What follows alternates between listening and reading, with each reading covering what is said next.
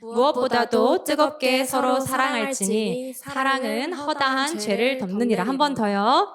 무엇보다도 뜨겁게 서로 사랑할지니 사랑은 허다한 죄를 덮느니라. 아멘. 제가 물 좀 마시겠습니다.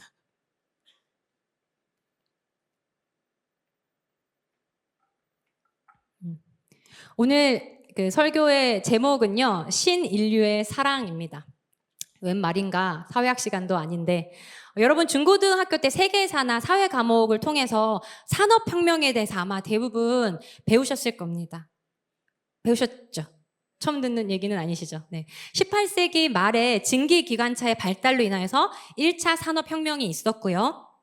2차 산업혁명은 전기와 석유의 실용화로 인해서 대량 생산이 가능해지고 자동차의 상용화가 되었습니다.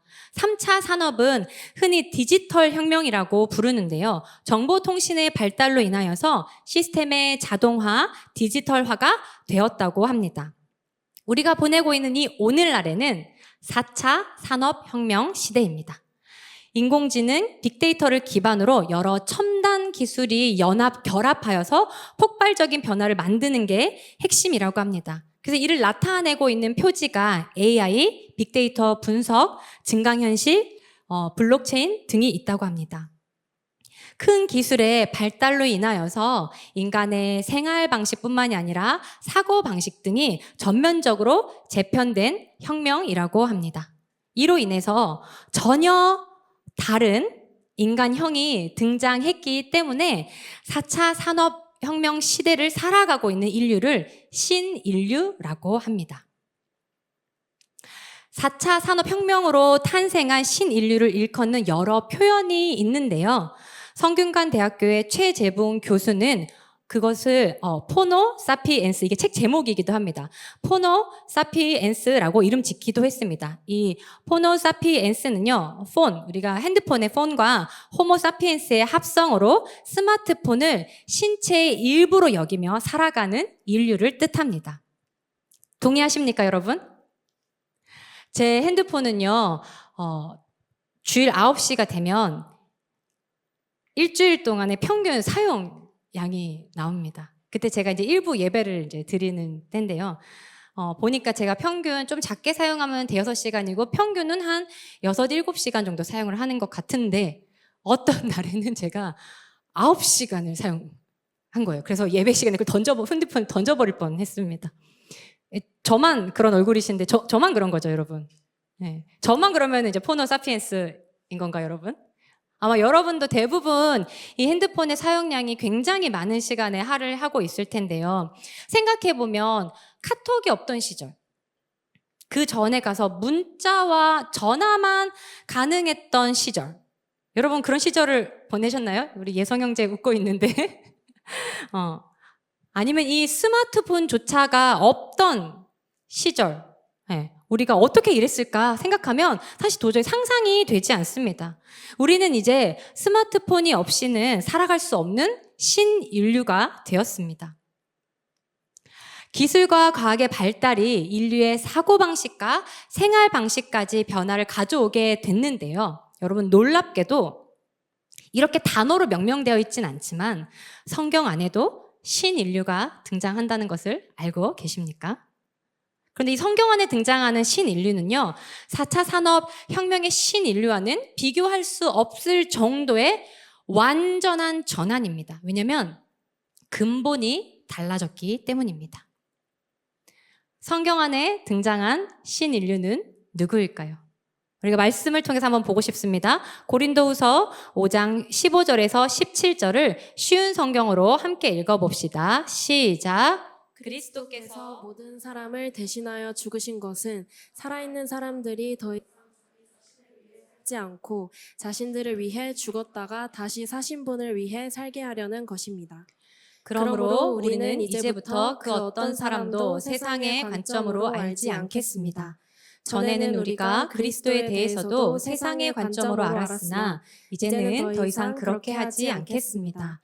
그러므로 누구든지 그리스도 안에 있으면 새로운 창조입니다. 이전 것은 지나갔고 보십시오, 새 것들이 와 있습니다. 잘 아는 말씀이죠.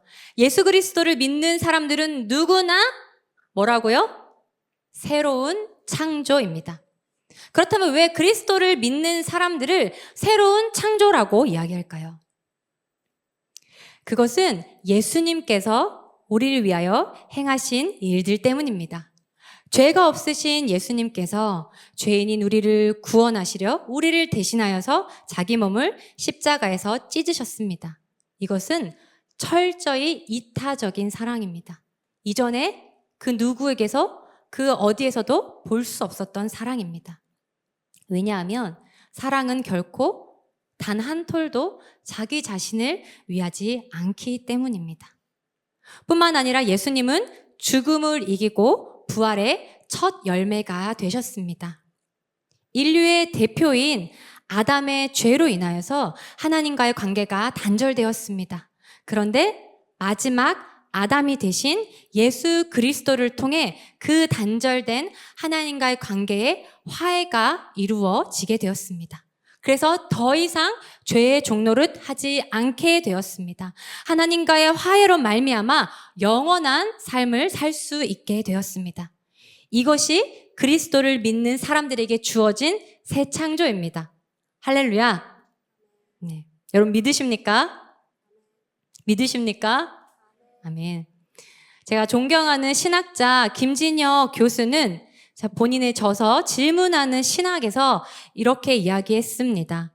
부활은 예수 그리스도가 하나님의 아들이심을 증명하는 것을 넘어서 그분과 함께 새 창조가 시작되었음을, 더 이상 죽음을 인간의 미래로 삼지 않아도 될 새로운 인류의 등장을 알리는, 즉 새 창조의 시작이 되었음을 나타내는 것이다 라고 말했습니다.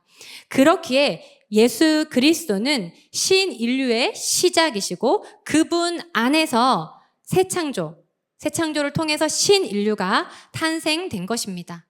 이제껏 그 어떤 인류도 죽음에서 자유로울 수 없었습니다. 죽음을 넘어간 인류가 없었습니다. 그러나 이제 예수 그리스도를 믿는 사람들은 죽음에서 자유케 되었습니다. 어떻게요? 그리스도 안에서 새 창조되었기 때문입니다. 그리스도를 믿는 사람은 그 신학자가 말했듯이 더 이상 죽음을 미래로 삼지 않아도 되게 되었습니다. 이것이야말로 완전한 전환이 일어난 것이고 근본의 변화입니다. 그래서 예수 그리스도의 오심은 신인류의 시작입니다. 그리스도를 믿는 우리는 그래서 그리스도 안에서 새 창조된 신인류입니다. 우리 옆 사람에게 고백해 봅시다. 당신은 그리스도 안에서, 네, 저를 보지 마시고 옆 사람과 눈을 마주치면서 당신은 그리스도 안에서 새 창조된 신인류입니다. 그리스도 안에서 새 창조된 신인류는 우리가 아까 고린도후서 말씀에서 보았듯이 세상의 관점으로 살지 않습니다. 사고와 행동뿐만이 아니라 마음이 새롭게 변화를 받은 근본이 변화된 인류가 되었기 때문입니다. 그래서 신인류는 옛 질서가 아니라 새 질서를 따르는 존재들입니다. 더 이상 죄에 얽매여 있지 않고 죽음으로부터 자유한 인류가 되었기 때문입니다. 그리스도와 같이, 예수 그리스도와 같이 부활의 몸을 입고 영원히 살아가는 인류가 되었기 때문입니다. 그래서 우리는 그리스도 안에서 새 창조된 신인류입니다. 여러분, 성경의 대부분은요, 개인에게 하는 말씀이 아니라 공동체를 대상으로 하는 말씀이라는 것 알고 있나요? 아브라함이나 모세나 어떤 한 사람을 하나님께서 선택하셔서 하나님의 일들을 하셨지만 그 택함은 바로 이스라엘 민족을 구원하여서 이스라엘 민족을 통한 하나님의 구원 계획의 여정을 담기 위한 선택입니다. 그래서 개인을 위한 것이 아니라 공동체를 위한 것입니다. 대부분. 근데 신약도 마찬가지입니다. 예수님의 죽으심과 부활을 통해 탄생한 것은 구원받은 나 개인을 넘어서서 교회입니다. 다시 한 번 더요. 예수 그리스도의 죽으심과 부활을 통해 탄생한 것은 개인을 넘어서 교회입니다. 교회가 예수 그리스도의 죽으심과 부활을 통해 탄생되었습니다. 사도행전 20장 28절 하반절에 보면 주님의 피값으로 교회를 사셨다라고 말하고 있습니다. 여러분, 성경에서 말하는 교회는 단순히 건물이 아니에요. 우리는 보통 이제 지구촌 교회, 나 지구촌 교회 다녀, 뭐 어디 저기 옆에 교회를 다녀 이렇게 얘기할 때 건물을 많이 얘기하지만 실상 성경에서 말하고 있는 교회는 건물이 아니라 그리스도를 구주로 고백하는 사람들을 지칭하는 단어입니다. 그렇다면 누가 교회입니까? 저와 여러분이 교회입니다. 그래서 나와 교회를 분리할 수 없어요. 교회를 타자처럼, 타인처럼 생각할 수 없습니다. 왜냐하면 우리가 바로 교회이기 때문입니다. 제가 옆 사람과 이야기를 좀 많이 시킬 건데요. 한 번 더 옆 사람을 바라보면서 이야기해 봅시다. 우리가 교회입니다. 우리가 교회입니다. 그리스도 안에서 새 창조된 인류는 바로 교회를 말합니다. 그래서 오늘 설교에서 제가 교회라는 단어를 많이 쓸 텐데요. 이 단어가 나올 때 여러분을 배제한 채 지구촌교회 레알 공동체를 말하는 것이 아니라 여러분 자신을 포함하여 생각하시기를 바랍니다. 단지 이 땅의 삶뿐만이 아니라 죽음 너머의 삶까지도 변화를 받은 신인류인 교회는 그렇다면 어떻게 이 세상에서 살아가야 할까요? 세상의 관점이 아니라 새 창조의 관점으로 살아가는 삶의 태도는 무엇일까요? 오늘의 말씀에서, 오늘의 본문에서 그 해답을 함께 찾아가고 싶습니다. 말씀 한 번 더 읽어보도록 하겠습니다. 시작. 무엇보다도 뜨겁게 서로 사랑할지니 사랑은 허다한 죄를 덮느니라. 네, 이 말씀은 베드로전서의 말씀인데요. 베드로전서의 저자는 베드로입니다. 사도 베드로는 강조합니다. 무엇보다. 이 무엇보다라는 말을 들을 때 고린도전서 13장 13절이 떠오르는데요. 우리가 너무 잘 아는 말씀이죠. 한 번 더 읽어보겠습니다. 이 말씀 같이 읽어보겠습니다. 시작. 그런즉 믿음, 소망, 사랑 이 세 가지는 항상 있을 것인데 그 중에 제일은 사랑이라. 그 중에 제일은 이것이 무엇보다입니다. 오늘 읽은 본문인 베드로 전서는 사도 베드로가, 예수님의 제자였던 사도 베드로가 로마 제국의 핍박을 받고 있는 유대인 교회와 이방인 교회를 향해서 쓴 편지입니다. 베드로는 왜 고난 가운데 있는 교회를 향해서 무엇보다 사랑하라 라고 이야기했을까요? 왜냐하면 사랑은 고난을, 어려움을, 고통을 견디게 해주기 때문입니다. 그래서 어떤 그리스도인도 따로 떨어져 있을 수 없고 홀로 있을 수 없습니다. 그래서 사도 베드로는 가장 우선순위로, 가장 시급하게 무엇보다 뭘 하라고요? 사랑하라. 무엇보다 사랑하라 라고 말합니다. 그런데 그 가운데 설명이 들어갔죠. 가장 우선순위로 가장 시급하게 무엇보다 어떻게 사랑하라고요? 뜨겁게 사랑하라 라고 이야기하고 있습니다. 뜨겁게 사랑하다 하면 여러분 뭐가 떠오르십니까? 요즘 제가 약간 드라마를 끊어가지고 좀 드라마 재밌는 게 뭐 있는지, 로맨스 드라마 있는지 모르겠는데 저기 폭삭 소가수다의 아이와 박보검의 그 사랑? 뜨거운 사랑? 뜨겁진 않았던 것 같은데, 그죠? 잔잔하게 한결같은 사랑이었던 것 같은데, 남녀의 불타는 사랑처럼 이런 활활 그런 사랑을 말하는 게 아닙니다. 여기서 말하는 뜨겁게는 원어적인 의미로는 늘어나다라는 의미가 있습니다. 늘어나다. 무슨 말일까요? 끊임없이 늘어나도록 사랑하라는 겁니다. 무엇보다 끊임없이 늘어나도록 서로 사랑하라. 어디까지 늘어나야 하는 걸까요? 예수님이 이미 우리에게 답을 주셨습니다. 내가 너희를 사랑한 것 같이 너희도 서로 사랑하라. 내가, 저 아니고요. 예수님께서 하시는 거죠. 예수님께서 우리를 사랑하시듯이 너희도 우리가 서로 사랑해야 된다라는 말입니다. 우리의 사랑은 하나님의 사랑까지 늘어나야 합니다. 그럼 이 하나님의 사랑은 어떠했을까요? 우리가 너무 사랑하는 말씀인데요. 로마서 8장 38절, 39절을 우리 38절은 자매님들이, 39절은 형제님들이 읽어봅시다. 내가 자매라고 생각하신 분들을 먼저 읽어봅시다. 시작! 내가 확신하노니 사망이나 생명이나 천사들이나 권세자들이나 현재일이나 장래일이나 능력이나 높음이나 깊음이나 다른 어떤 피조물이라도 우리를 우리 주 그리스도 예수 안에 있는 하나님의 사랑에서 끊을 수 없으리라. 아멘. 하나님의 사랑은 죄인인 저와 여러분에게 닿을 만큼 늘어났습니다. 죄에도 불구하고 우리를 향하신 하나님의 사랑이 결코 끊어진다, 안 끊어진다? 끊어지지 않는다라고 로마서 말씀에서 이야기하고 있습니다. 하나님의 이 늘어난 사랑으로 인해, 이 뜨거운 사랑으로 인해서 우리가 죄에서 용서받고 하나님과 화목하게 되었습니다. 그래서 사도 베드로는 우리의 사랑이 이와 같이, 서로를 향한 사랑이 이와 같이 늘어나야 된다. 여기까지 늘어나야 된다라고 말하고 있는 것입니다. 근데 여러분 기억해 보세요. 사도 베드로가 이 편지를 누구한테 썼다라고 얘기했습니까? 교회에게 썼다라고 얘기했습니다. 믿지 않는 사람들을 향해서 좋은 명언으로 얘기한 게 아니라 교회를 향해서 얘기했어요. 이 안에 있는 담겨있는 말은, 그래서 믿는 너희들아 믿지 않는 사람을 사랑하라. 우리 이 말도 맞지만 그 말의 의미가 아니라 이 맥락 안에서 담겨있는 말은 교회된 너희가 그렇게 서로 사랑해야 된다라고 이야기하고 있는 것입니다.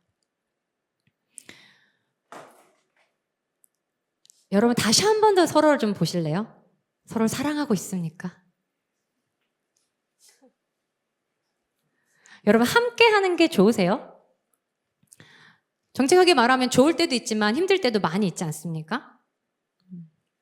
그런데 교회는 너와 나이기 때문에 공동체입니다. 그래서 공동체는 여러분 불편해요. 목회자인 저도 때론 불편합니다. 혼자 신앙생활하는 게 더 낫지 않을까라는 생각이 들기도 합니다. 여러분들 중에서 그룹 과제 좋아하시는 분 있나요? 그룹 과제 교수님들이 내주잖아요. 저는 신대원 마지막 학기 때 5과목의 수업을 들었는데 5과목 전부가 그룹 과제였어요. 생각만 해도 아찔하지 않습니까? 그래서 그 그룹 과제를 하면서 그 마지막 학기에 저의 미천이 다 드러나 버렸어요. 왜냐면 저는 지난 그 앞에 5학기 내내 칭찬받는 좋은 이제 학우였거든요.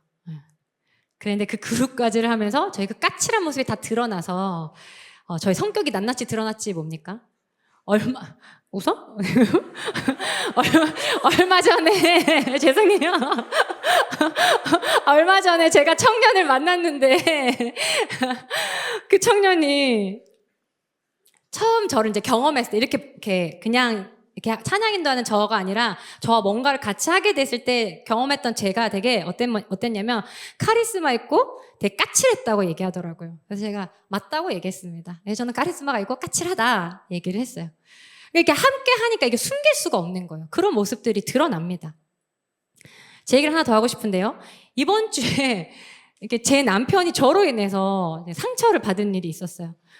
여러분 잘 아시죠? 저는 이제 쌉티인데요. T100이라고 이제 이정환 목사님이 이제 놀리시는데 그 쌉티인데다가 저는 반응도 좀 빠른 편이잖아요.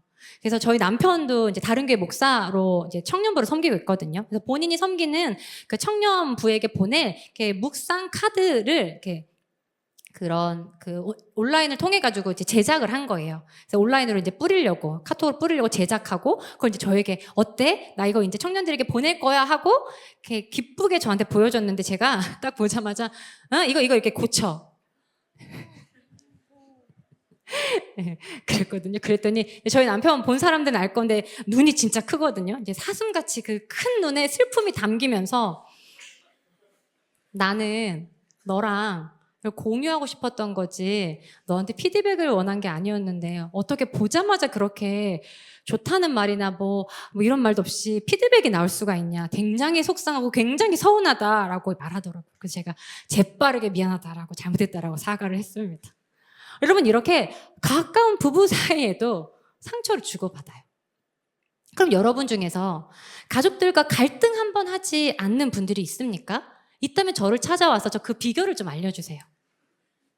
가족들과 보내는 게 늘상 좋지만 않잖아요.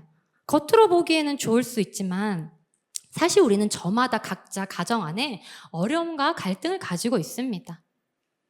20년 이상 한 집에서 산 부모님이나 형제 자매들과도 갈등을 하는데 하물며 서로 다른 배경에서 자라온 교회 사람들과 갈등을 하고 상처를 주고받는 것은 어쩌면 당연한 일이 아닐까요?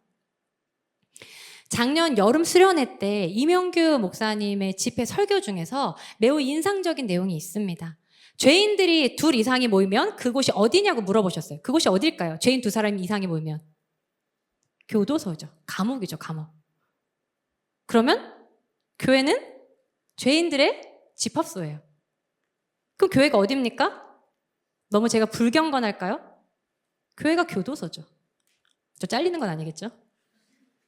병든 자에게 의사가 필요하듯이 예수님이 필요해서, 죄인인 우리에게 예수님이 필요해서 우리가 이곳에 왔잖아요. 그러니 교회 안에서 우리가 갈등을 하고 상처받는 것은 좋은 일도 아니고 원하는 일도 아니지만 피할 수 없는 것입니다.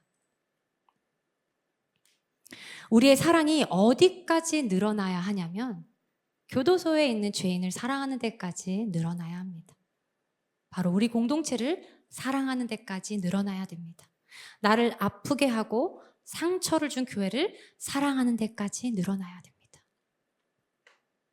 왜냐하면 사랑은 허물을 덮어주기 때문입니다. 이것이 바로 그리스도가 보이신, 예수님이 보이신 사랑의 핵심입니다. 그리스도 안에 태어난 교회는요, 하나님의 용서받은 존재들입니다. 예수 그리스도의 용서받은 자이기 때문에 마지막 때에 하나님의 심판에서 정죄받지 않고 그리스도와 같이 부활의 육체를 입는 것입니다. 용서를 받았기에 영원히 하나님과 함께 살게 된 것입니다. 그래서 교회는 새 창조된 존재입니다. 우리는 새 창조되었습니다. 오늘날 미디어의 영향으로 사랑을 달콤한 것으로 인식하게 만든 것 같아요. 그런데 여러분, 사랑은 필연적으로 상처를 가집니다. 상처 없는 사랑은 헛된 사랑입니다. 그것은 거짓 사랑이거나 존재하지 않는 사랑입니다. 부활하신 예수 그리스도의 몸에 무엇이 남아 있습니까? 잘 알아보지, 그 몸이 어땠을지 모르겠지만 새하얗다고 했어요. 흰 눈처럼 밝았다고 했어요. 근데 분명히 육체였습니다. 근데 그 몸에 남아있는 흔적이 있었어요. 그게 뭐냐면 십자가에 못 박힌 흔적이 남아 있었습니다. 그것은 사랑의 흔적입니다. 어쩌면 여러분이 상처를 받았다면 그것은 여러분이 공동체를 사랑한 흔적일지도 모르겠습니다. 오늘 읽었던 본문, 사랑은 허다한 죄를 덮는다고 말하는데 이 오늘 읽었던 본문과 동일한 말씀이 잠언에도 나옵니다. 잠언 10장 12절인데요. 이렇게 얘기합니다. 미움은 다툼을 일으켜도 사랑은 모든 허물을 가리느니라. 허물을 들춰내는 것은 어쩌면 상대에 대해서 용서하지 못함이거나 나 자신에 대한 방어일지도 모르겠습니다. 그렇게 나의 옳음을 증명하고 싶으니까요. 허물을 들춰내는 것은 대부분 제3자에게 누군가의 허물을 말함으로 이루어지죠. 우리 공동체 안에서 벌어지는 갈등과 어려움들이 당사자의 문제로 끝나지 않고 안타깝게도 말이 말로 전달이 되면서 허물이 들춰지는 경우들이 생깁니다. 그래서 이런 일로 인하여서 상처받는 사람들이 있습니다. 관계 안에서 전달하고 있는 우리의 말들을 돌아보았으면 좋겠습니다. 혹여나 나의 말로 인해서 누군가를 아프게 하고 있지는 않은지, 때로는 아프게 할 의도가 없었지만 나의 옳음을 증명하려다가 누군가를 밟고 있는 것은 아닌지. 사랑은요, 결코 허물을 들춰내어 보복하지 않습니다. 세상은 나의 옳음을 억울하지 않게 증명하기 위해서라도 타인을 질밟고 올라서서 허물을 들춰내지만 그리스도의 사랑은 그렇지 않습니다. 만약 예수님께서 우리의 허물을 들춰내셨다면 여기 앉아 있을 수 있는 사람이 과연 누가 있을까요? 저는 진작에 여기 있을 수 없을 것만 같아요. 여러분, 사랑은 용서합니다. 사랑과 용서가 별개일 수 없습니다. 우리가 다른 사람의 잘못을 들춰내는데 앞장서 있다면 죄송합니다. 그것은 사랑이 아닙니다. 사랑은 허물을 드러내는 것이 아니라 오늘 말씀에서 보았듯이 허물을 덮는 것입니다. 사랑은 나의 상처받음으로 발현되는 지독한 자기 중심성을 무너뜨리겠다는 의지입니다. 나를 상처 준 사람에 대하여 심판자가 되겠다는 자기 의지를 기꺼이 내려놓는 것, 그것이 사랑입니다. 그래서 사랑은 허물을 덮는 것입니다. 교회 공동체로 인하여서, 레알 공동체로 인하여서 혹시 상처받은 분들이 계실까요? 그렇다면 이 시간에 주님의 마음으로 여러분에게 나눕니다.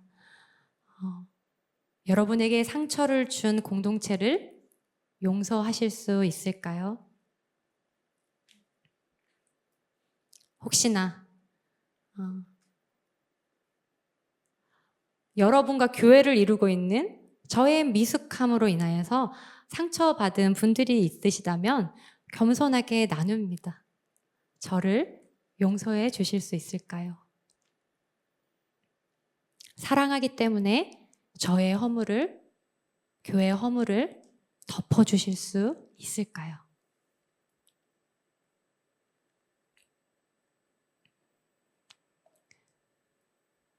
제가 청년 시절에, 저에게도 청년 시절이 있었습니다. 물론 지금도 약간 청년 같기는 하지만, 제 청년 시절에 함께 리더로 섬겼던 이제 동생이었던 친구가 있어요. 저보다 나이가 어린 친구인데, 이제 그 친구의 너무 내밀한 사정은 자세하게 나눌 수 없지만, 그 친구가 그 당시에 그리스도인으로서 또 리더로서 옳지 않은 행동으로 인하여서 어떤 결과를 가져오게 되었습니다. 그것은 죄였는데요. 자신의 상황을 그래서 당시 청년 목사님에게 정직하게 나누었고, 목사님과 함께 우리 리더들 앞에서 또 본인이 섬기고 있는 세론들 앞에서 자신의 그 죄를 나누고 용서를 구한 일이 있었습니다. 당시에 우리 모두는 그 친구를 용서했고 아무도 정죄하지 않았어요. 그 친구가 용서를 구했기 때문에 우리가 용서를 받은 것이 아니라 우리에게는 그 친구를 판단하고 정죄할 권한이 없었다고 우리 모두가 받아들였기 때문입니다. 그리고 여전히 그녀를 사랑하기로 모두가 선택했습니다. 그래서 그 어떤 청년도 당시에 벌어졌던 그 사안으로 말을 만들지 않았어요. 그 친구를 끝까지 지켜줬어요. 아무도 그 친구를 공동체에서 내몰지 않았습니다. 잘못으로 인해서 리더의 자리는 내려놨지만 끝까지 청년부에서 함께 했고 잘 마무리했습니다. 그리고 그 친구와는 지금도 저희가 가끔 함께 만납니다. 저는 이것이 사랑이라고 생각합니다. 저는 교회를 떠올릴 때마다 베드로전서 4장 8절 오늘 읽었던 말씀을 떠올릴 때마다 이 친구와 함께 보냈던 그 청년 시절 이 이야기들이 떠오릅니다. 사랑은 허물을 덮는 것이기 때문입니다. 오늘 본문의 원어에는 이제 왜냐하면이라는 접속사가 빠져 있습니다. 무엇보다 뜨겁게 서로를 사랑하라. 왜냐하면 사랑은 허다한 죄를 덮는다. 오늘 말씀을 저의 언어로 바꿔보자면 이렇게 바꿔보고 싶습니다. 교회된 여러분, 가장 우선순위로 하나님이 우리를 사랑하신 그 사랑만큼 늘어나도록 서로를 사랑하십시오. 왜냐하면 사랑은 허다한 죄를 덮기 때문입니다. 앞에서 말한 김진혁 교수의 그 동일한 책 질문하는 신학에 이런 문장이 있습니다. 새로운 인류는 인간의 한계를 과학기술로 극복하는 인류가 아니라 각자의 모순과 다름을 마주하면서도 서로를 포용하는 공동체적 인류다. 교회는 너와 내가 함께하는 공동체이기 때문에 각자 서로의 모순과 다름을 마주할 수밖에 없죠. 그렇기 때문에 그 다름과 모순 때문에 상처와 고통도 주고받을 수밖에 없습니다. 그러나 신인류인 교회가 보여줘야 하는 삶, 신인류인 우리가 보여줘야 하는 삶은 상처받았기에 교회됨을 포기하는 것이 아니라 그럼에도 불구하고 서로를 포용하는 공동체적 인류인 줄 믿습니다. 교회는요, 하나님의 나라를 이 땅에 보여주는 자들입니다. 불완전한 우리가 보여주는 하나님의 나라이기 때문에 그것이 불완전하고 미완성일지라도 우리는 이 땅에서 천국을 보여주고 살아가는 자들이어야 합니다. 근데 그게 어떻게 가능할까요? 우리도 연약하고 깨어졌는데. 성령님이 함께 하시기 때문입니다. 성령 하나님은요, 우리가 그리스도 안에서 새 창조된 신인류, 새 인류라는 것을 증명해 주시는 하나님이시기 때문입니다. 다시 한 번 더요.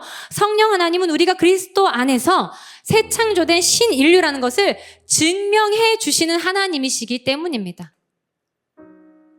그게 성경에서 말하는 성령의 인치심이죠. 도장. 그래서 우리 힘으로 도저히 사랑할 수 없는 죄인을 사랑하고 용서하는 데까지 늘어나도록 우리를 도우십니다. 허물을 들춰내지 않고 덮는 사랑이 가능하도록 우리를 도우십니다. 때론 우리가 연약하여서 실패할 수 있지만 성령 하나님은 우리가 하나님의 사랑에 이르도록 늘어날 수 있도록 우리를 도우십니다. 그러니 우리의 사랑이 하나님의 사랑에 이르기까지 늘어나는 것을 우리 포기하지 않기를 소망합니다. 우리 함께 그런 레알로 만들어가지 않으시겠습니까? 주님의 이 요청 앞에 다시 한번 마음을 일으켜서 함께 헌신하지 않으시겠습니까?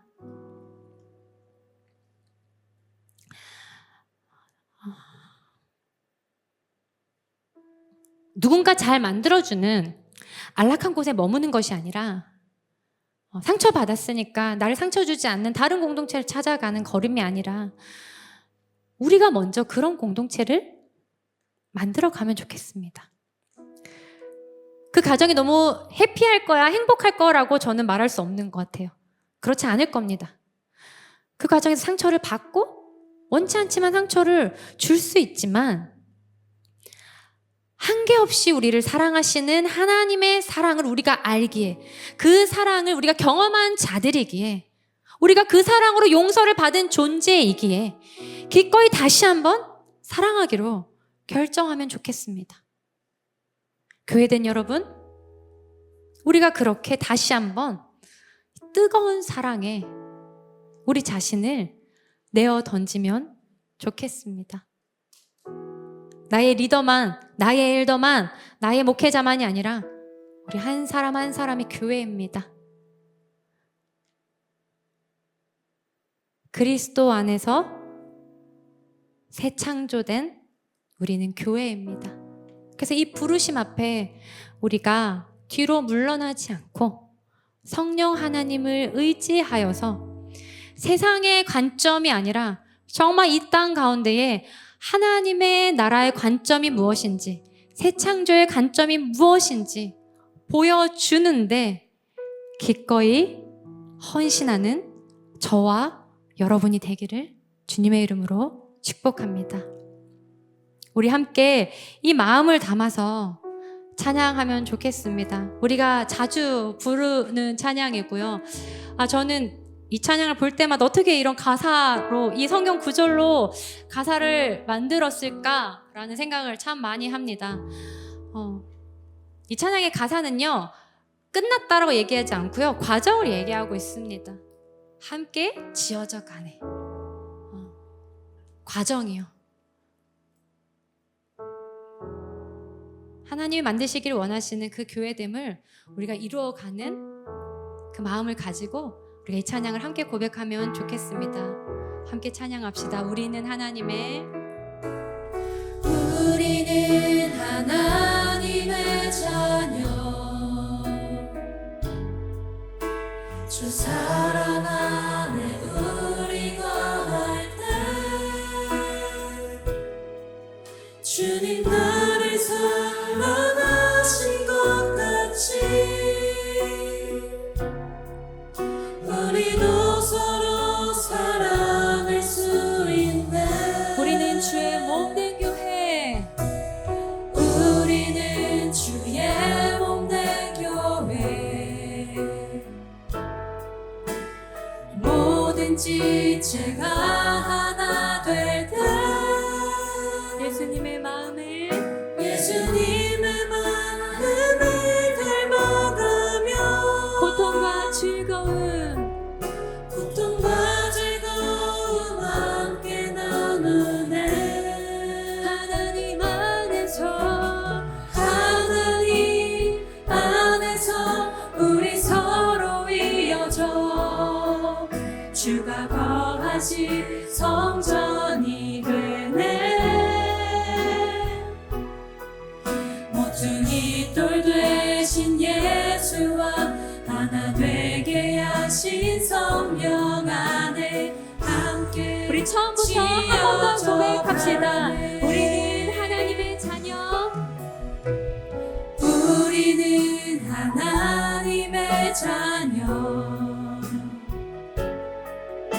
주 사랑 안에 우리가 할 때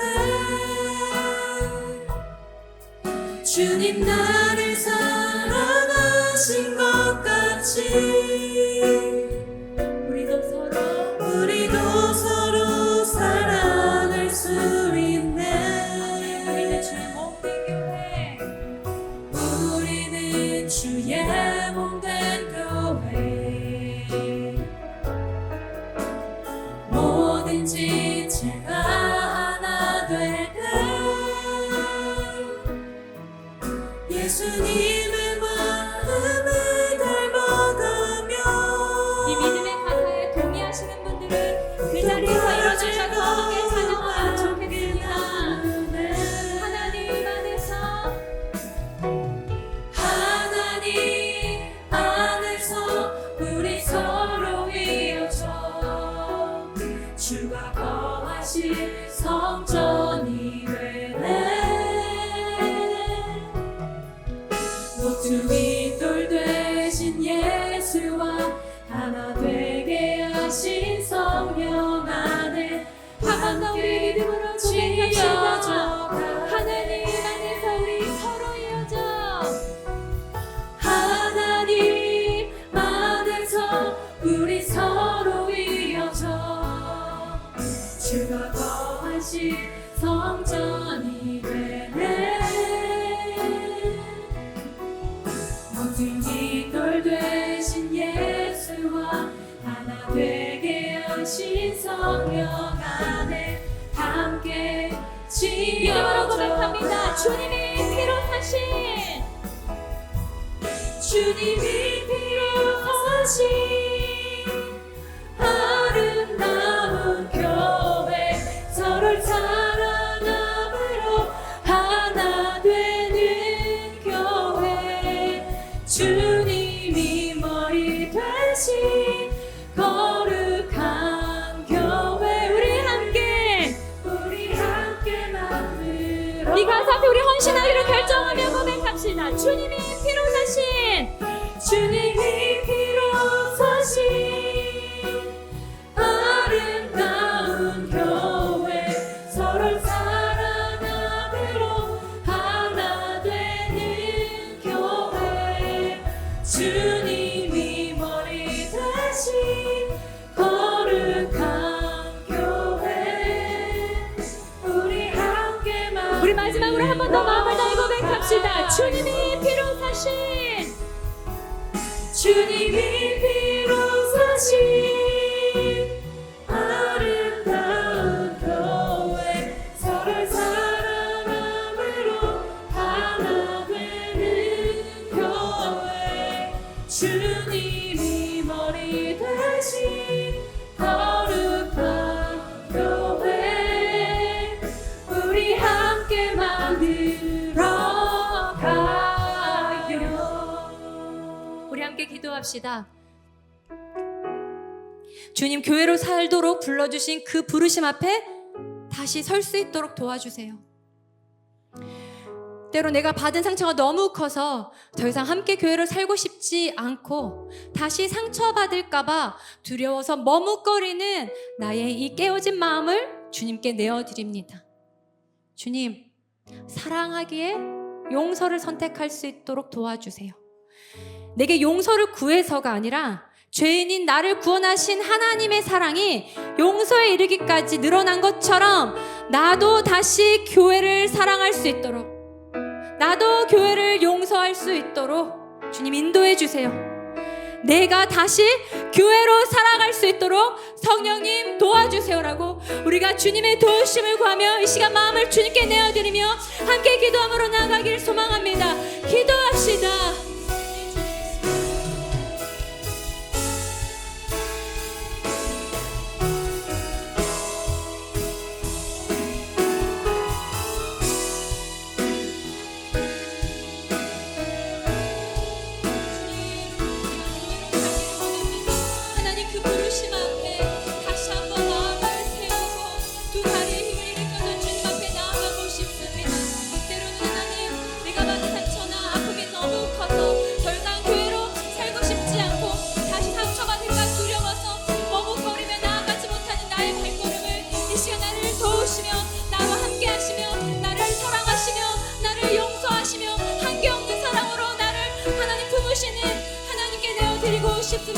그래서 주님, 내가 주님을 사랑하기에 하나님 용서함을 택할 수 있도록 주님 우리를 가르쳐 주시고 인도하여 주시옵소서.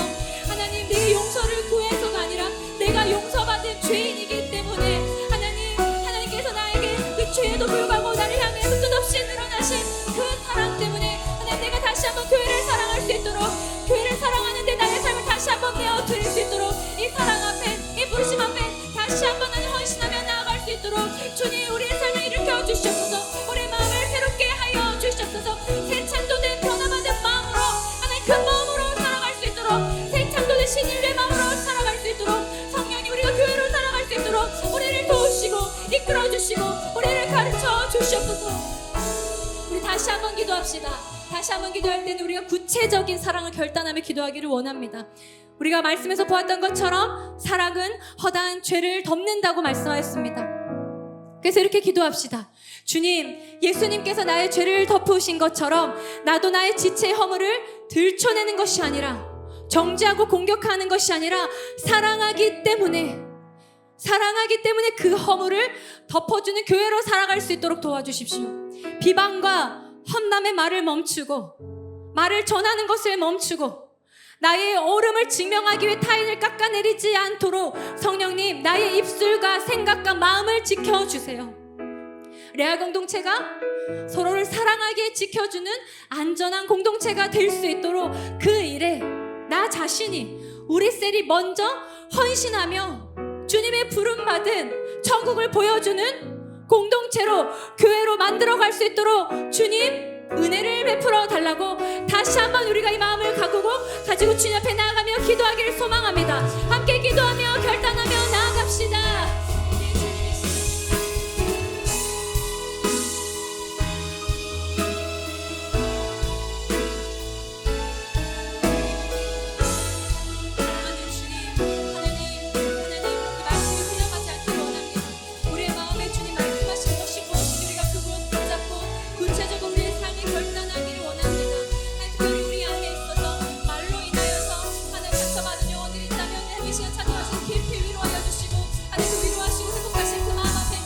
한번 사랑하고 용서할 수 있도록 결단할 수 있는 주님의 사랑을, 한량없는 주님의 사랑을, 한계없는 사랑을 보여주십시오.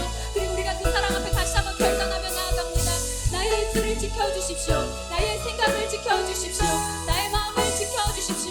더 이상 하나님 상대의 하나님 허물을 들춰내는 사람이 아니라 허물을 감춰줌으로 사랑을 선택하는 삶이 될 수 있도록 도와주시옵소서. 하나님, 내가 사랑할 사람과 사랑하지 못할 사람을 구분해놓고 내 안에 어떤 사람을 가두고 내 안에 어떤 사람을 오지 못하도록 하는 그 벽을 허물어 주시고, 사랑하기 때문에 서로를 용납하고 받아들이며 환대하는 공동체가 되기를 소망합니다. 이 사랑 앞에 내 삶을 다시 한번 결정하기를 원합니다.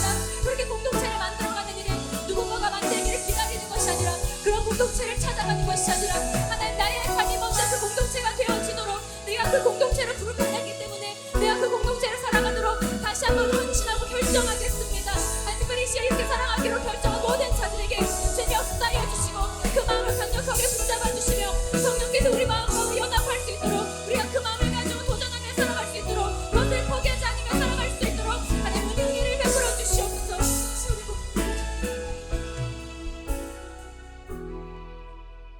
아버지 하나님, 우리를 사랑해 주셔서 감사합니다. 죄인인 우리를 한결같은 사랑으로 품어주시고 우리의 죄마저도 끌어안으시는 한계없이 늘어나시는 주님의 사랑으로 구원받게 해주셔서 감사합니다. 무엇보다 홀로 두지 않으시고 교회로 삼아주셔서 감사합니다. 연약해서 상처를 주고받지만 사랑하기에 고통을 감내할 수 있는 믿음을 주시니 감사합니다. 사랑하는 주님, 상처로 닫혀있는 우리의 마음을 열어주시고 공동체를 용서하며 다시 한번 교회로 살아갈 수 있는 믿음을 주세요. 상처보다 더 크신 하나님의 사랑을 바라보며 하나님의 그 사랑을 신뢰하며 넘어져 있는, 쓰러져 있는 우리의 두 다리에 힘을 꽉 쥐고 일어나서 다시 교회로 살아갈 수 있도록 인도해 주세요. 상처에도 사랑의 수고를 아끼지 않음으로, 이 삶을 살아내므로 세상의 관점이 아니라 하나님의 관점을 가지고 이 세상을 살아갈 수 있도록 우리를 도와주세요. 부디 우리를 도와주시고 붙잡아 주세요. 사랑으로 세상을 이겨나갈 수 있도록 새 질서로 살아나가는 우리가 될 수 있도록 도와주세요. 우리 입술과 생각에 뜨거운 이 주님의 사랑을 품고서 그 사랑으로 서로를 돌보고 감싸주는 레알 공동체가 될 수 있도록 주님 도와주세요. 그래서 비방과 험담이 아니라 선하고 아름다운 그리스도의 말이 흘러가는 레알 공동체가 될 수 있도록 성령님 우리를 도와주세요. 상처로 인한 자기 중심성을 깨트릴 수 있는 사랑의 의지를 주세요. 성령님과 함께 그리스도의 피로 사신 이 교회를 살아낼 수 있도록 우리에게 은혜를 베풀어 주세요. 그래서 성령의 운행하심을 우리 모두가 경험하는 공동체가 될 수 있도록 우리 한 사람 한 사람을 축복해 주세요. 우리 셀을 축복해 주시고, 우리 중그룹을 축복해 주시고, 우리 엘더들을 축복해 주시고, 우리 목회자, 우리 공동체를 축복해 주세요. 우리 안에 선한 일을 행하실 주님을 기대하고 소망합니다. 그 일에 레알 공동체를 사용하여 주시옵소서. 감사하며 거룩하신 예수님의 이름으로 기도합니다. 아멘. 주님께서 가르쳐 주신 기도를 고백함으로 오늘의 예배를 마무리하겠습니다. 띄워주시겠습니까? 주기도문을 함께 기도합시다. 하늘에 계신 우리 아버지여, 아버지의 이름을 거룩하게 하시며 아버지의 나라가 오게 하시며 아버지의 뜻이 하늘에서와 같이 땅에서도 이루어지게 하소서. 오늘 우리에게 일용할 양식을 주시고 우리가 우리에게 잘못한 사람을 용서하여 준 것 같이 우리 죄를 용서하여 주시고 우리를 시험에 빠지지 않게 하시고 악에서 구하소서. 나라와 권능과 영광이 영원히 아버지의 것입니다. 아멘.